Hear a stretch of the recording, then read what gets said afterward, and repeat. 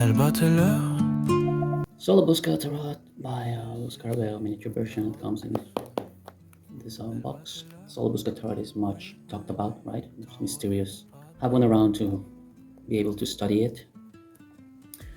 It says that it's the tarot masterpiece of the Italian Renaissance, blah blah blah, yada yada. And it comes sealed with plastic or cellophane. And the plastic comes off. That's how it sounds. This has some texture. And the box is like this. Like that. And here with a pencil for reference. So this is the size of a regular pencil. And look at so it's like half of a pencil. And that's how big it is. So it comes with a booklet here in black and white. You see here Spanish, there was Italian, French,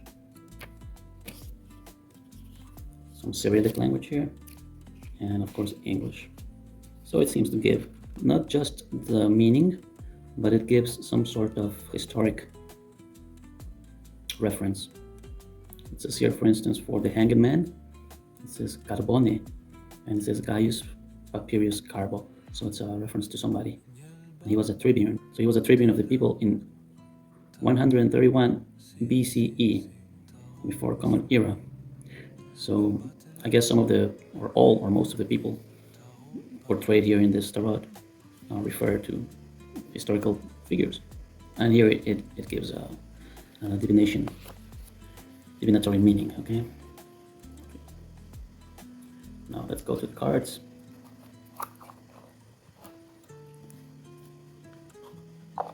So here, how it sounds.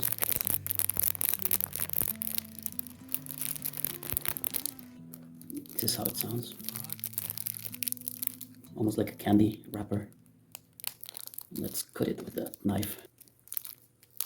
That's all. Comes off like this. And tear it.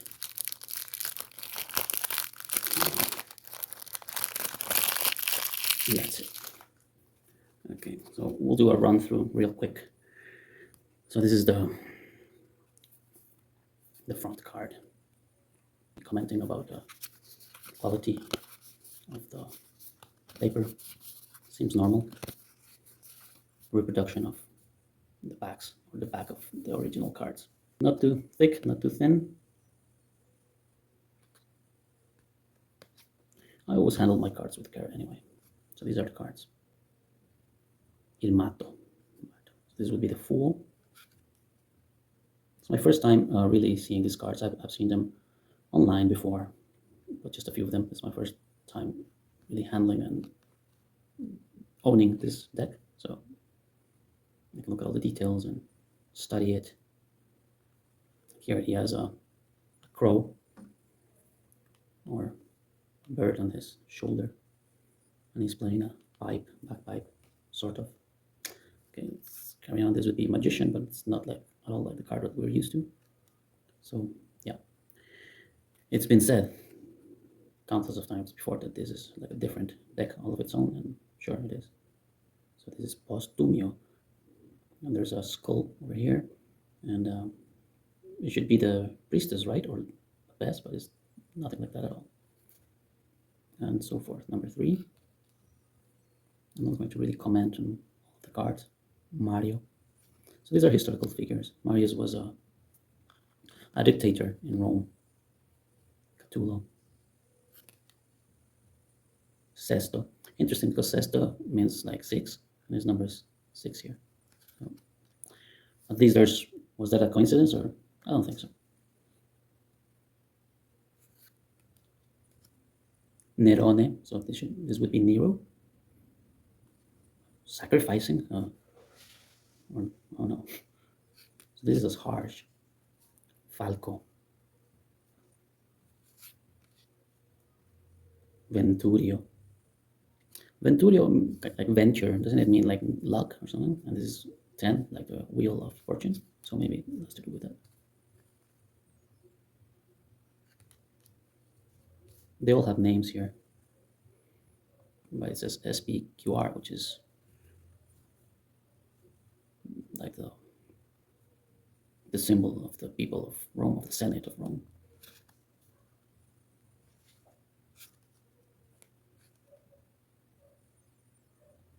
Baco, Metello, Olivo, Theo, Antulo, Sabino. I think the Sabines were people that were, I don't know if before, but they were at the same time, or they were competitors of the Romans in their beginnings. And the Romans defeated the Sabines, or rather merged the two peoples together to form one new people, one new city, which would be Rome. So kind of like Romans came on top. The Romans stole the women from the Sabines, but then they made peace because this is according to Livy. And there was going to be a war because the Romans had stolen the daughters or the women from the Sabines. So the Sabines wanted revenge, but the women interceded because it would have been a war pitting their fathers against their now husbands. So the peace was reached. Interesting, this column here, breaking and falling, reminiscence of the tower, a card in the tower, but this is number 20, so this would be another. So yeah, it's a different thing. Nabucodonosor, very ancient name. I think those are the two first, those are the major arcana, 25, 21. And now, I wonder if there's supposed to be 22. I don't know, it goes up to 21 here. We'll see.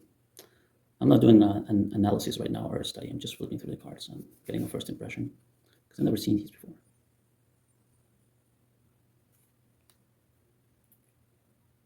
So these are the cups, no?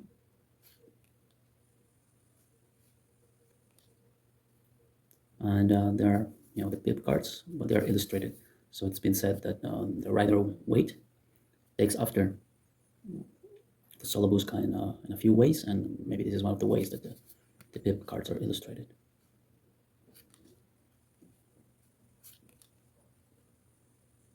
Seven. There's like a little number down there, or you can see 8,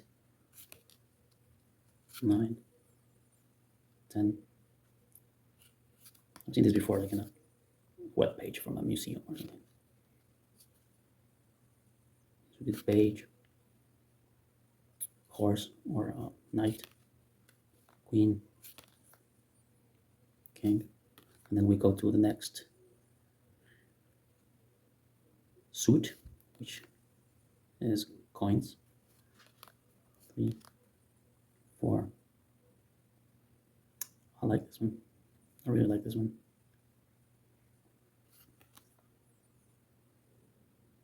5. Look at this, 6 of coins. This is just like the 8 of coins and the Rider Waite, but it's not the 6. It's not the 8, it's the 6. Here, the guy working with the hammer, and then the pentacles are the coins over here. Interesting. I wonder why Pamela Coleman made that change. Why didn't she make it the 6 of pentacles, but the 8? Perhaps it had something to do with the instructions she received from Waite. 7, 8. So this is scary. So yeah, it would yield other meanings, right? 9, 10, page, or 11, 12. This is the knight, queen. Her name is Elena. So if this is Helen of Troy, she would be the most beautiful woman ever. Filippo. Is Filippo Philip of Macedon? Is this Philip II from Macedon, the father of Alexander the Great, or is this another Philip? So well, this deserves some study because Philip, if it's Philip of Macedon, and if this is so this is Elena. So there are many Elenas, right? Maybe this is a different Elena and not Helen of Troy, because if it were that they had nothing to do with each other, It's like Helen of Troy existed, I don't know, maybe 1500 years before Philip, right? Or so this deck is really interesting for that reason, that you can show off your knowledge of history. You can really be like a scholar with the study of this deck, and it's really cool. And there is actually, I think, a book.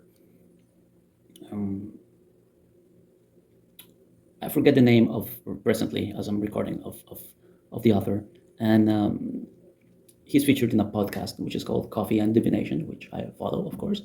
And he has a whole chapter, or there's a whole episode dedicated to the Sola Busca tarot. And well, he is the expert and he has the book, so you might want to check it out. And I might want to check it out even further. So, well, as I'm a person who enjoys doing research and reading about history and thinks this deck is a joy for that. Now we're going on to the ones, the ace, the 2 of wands, the 3, interesting, and so forth. 4, 5. This looks also like the Rider-Waite. I think it's the 10 of wands. I don't even remember now. Yeah, same idea. Person carrying a lot of sticks, wands, maybe to sell them or whatever. And here he goes with a lamp. So tarot is very fluid like that. Elements that appear in one deck in one card appear in another deck in another card, or even within the same decks, elements repeat. It's very interesting. It's a joy to work with tarot. 7, 8, 9. I like this one a lot. How she is covering herself with the wands. Tonight I like to hear the detail of the transparency of the water. And here, this tree over here, where the pencil is. And I don't know what is this. I don't know if this is a bird, this thing here, or I don't know. But this reminds me of the star card from the Rider, from the Smith drawing, a little bit because of the water and the lady who's in the nude. And I really like this card. It's very nice how it reveals and it hides and it leaves to the imagination. But this here looks kind of like the star card. This is the 10, and then the page. This is Apollino, the horse, man, Pallas. But isn't Pallas wasn't she a goddess, Athena? I don't really know. Okay, I need to look it up further. And as there are 78 cards, there's a whole lot of material to study and to research.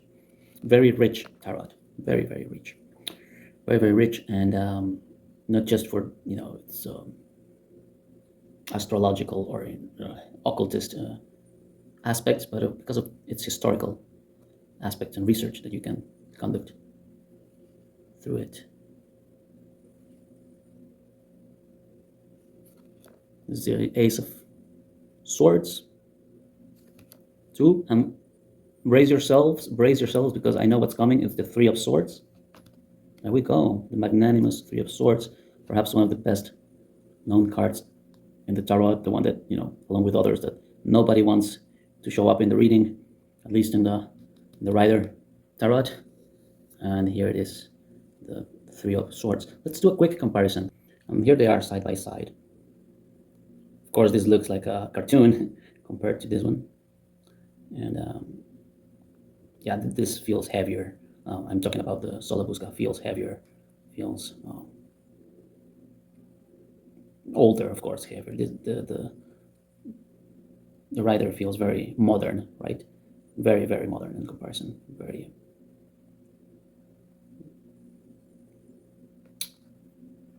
It's so interesting to look at the change of style, because this is already over 100 years old as I'm recording this, from 1909. So it should be already dated, right? It should be like ancient because it's so old.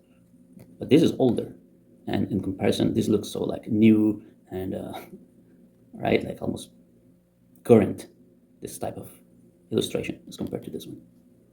But we see here how Pamela Coleman really took after this. I heard somewhere that there was a show of the Sola Busca tarot, maybe photographs or something, in a museum in England at the time when Pamela was working on her tarot. So she most probably would have seen and worked from these references. You can tell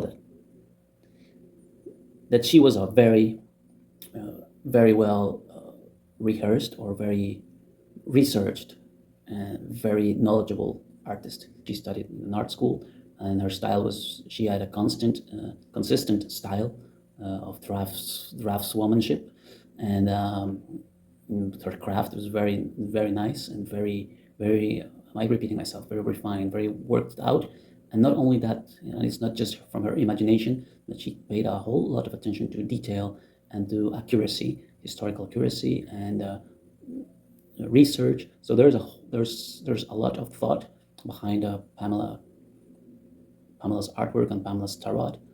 Such a masterpiece. Okay, let's go back to this other masterpiece. So the 4 swords, 5. This will take a long time to digest and comprehend. And of course, I'm wondering when I do my readings with this, because of course I will do readings, how they will turn out. How am I going to be able to interpret the cards and the readings and tie them together? And I wonder if, for instance, the open reading, which is only like a visual style of reading, will be best, or if I must try and research more on the meanings of the cards or on the historical origin of the cards. Look at this 10 of swords. Yep, burdened by all the swords. So this is similar to the card by Pamela. This is not really like a comparison video, and only if, I don't know, it doesn't show handy here. Oh, there it is. I just fished the card. It's almost the same position, the position of the legs, the arms, the disposition. But in this case, it is wands or batons, and this is swords. So why the change?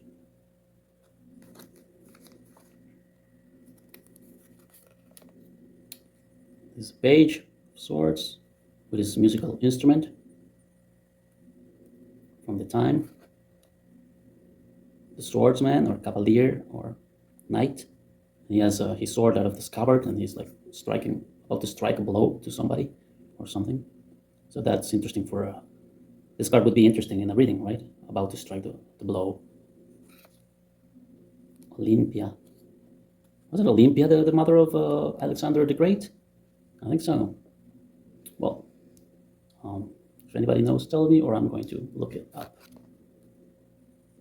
And yeah, this here says Alejandro or Alexander. So this would be Alexander, I suppose. Which Alexander? Alexander the Great, the famous conqueror, the famous warrior, the king of Macedon, and then conqueror of Egypt.